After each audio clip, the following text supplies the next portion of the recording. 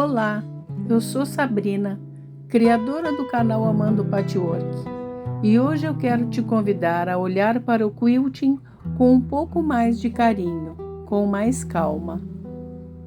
Normalmente, o quilting é feito no projeto completo, com o tampo de patchwork, o recheio e o fundo.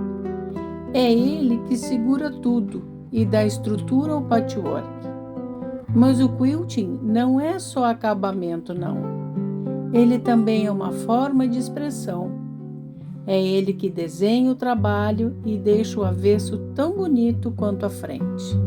Ficou tão lindo esse quilt no projeto final que eu vou refazê-lo em feltro, para usar como referência de desenho, como um estudo. Com o tempo, esses modelos vão formando uma biblioteca, um acervo fácil de consultar. Antes de ir para a máquina, eu desenho o mesmo motivo algumas vezes no papel.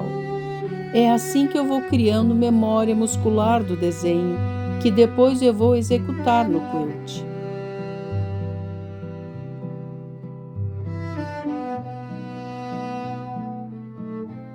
Desenhe o molde com calma, quantas vezes precisar. Divirta-se com as cores. Quando se sentir confortável, vá para a máquina.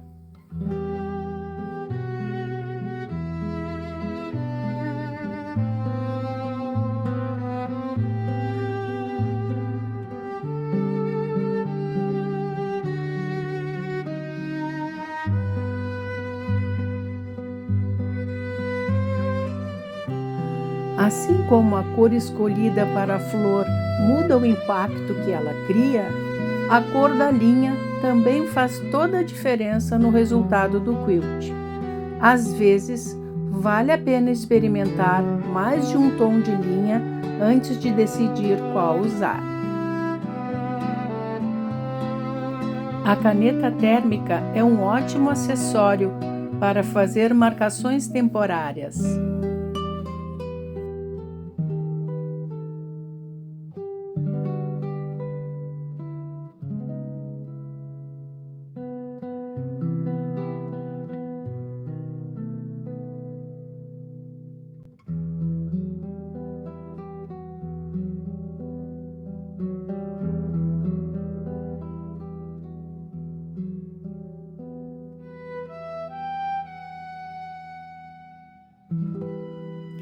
Desenha com calma, quilta com tempo, acredita no teu talento.